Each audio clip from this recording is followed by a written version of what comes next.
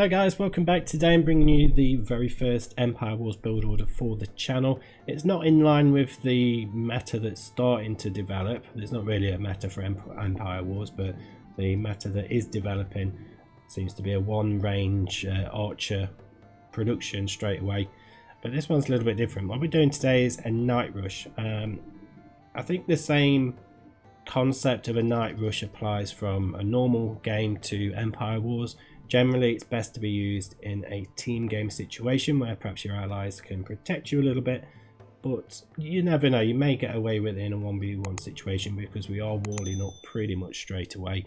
But just bearing in mind the fact that your enemy can drop an instant archery range from the start and start making archers from one range, it may leave you a little bit vulnerable.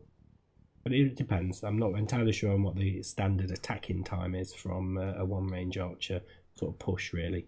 So you never know, you might be able to get walled up in time. So a little bit more around Empire Wars. You start off with 27 villagers plus your scout, and the way they're sort of allocated towards around your resources varies very slightly. It seems to be two variations that you will get.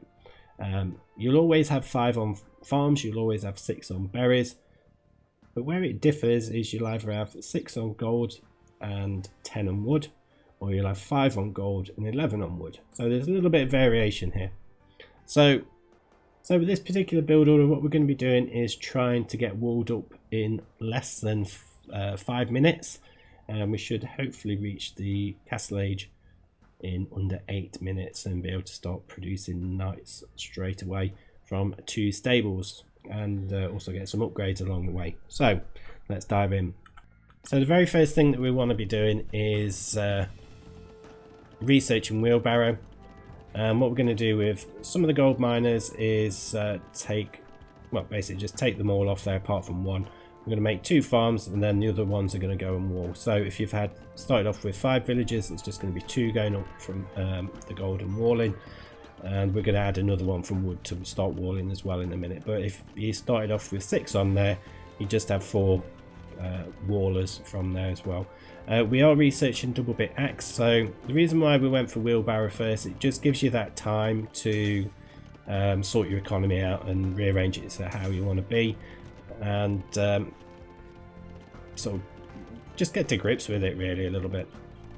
So once wheelbarrows come in, your first 4 villages that come out are going to go and make farms. All the while you're just going to keep walling up. As you can see, we've got 3 wallers at the moment.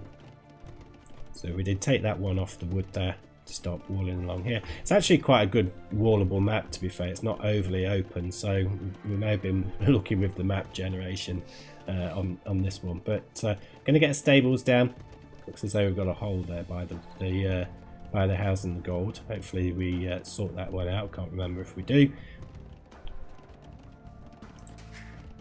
And just one more to come out for farms. So when you've got a total population of 32, that's when you know you've got all the farms that you need.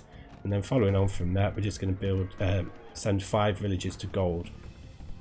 All of your wallers, once they've finished what they're doing, as you can see, we're well on the way to being fully walled now. But all of your wallers, once they've finished what they're doing, they're just going to go over to gold as well. And by the time the 5th villager comes out for the gold, we should be able to click up. So fairly straightforward really.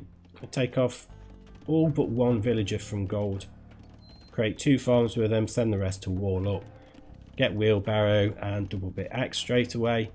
First 4 villagers to come out are going to go to farms, and then the last 5 villagers that come out are going to go over to the gold, and then you should quite easily be able to click up at that point. And as I say, the target for walling up is sort of 5 minutes, and as you can see, we're well into that now. Just that tiny little bit there left to do, and that hole that I forgot about earlier.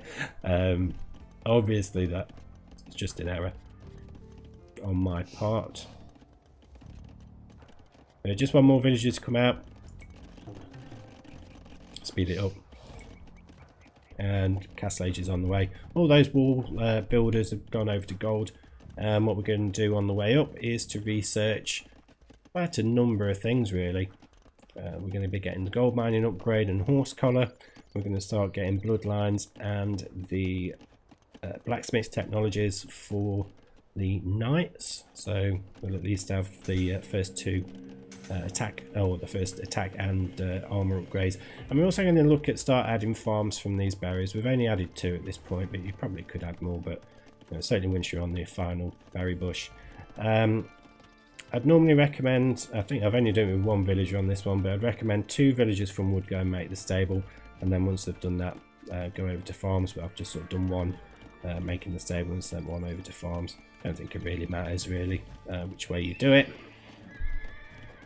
But at this point, if you are being attacked, you probably can start creating a few scouts if you really need to.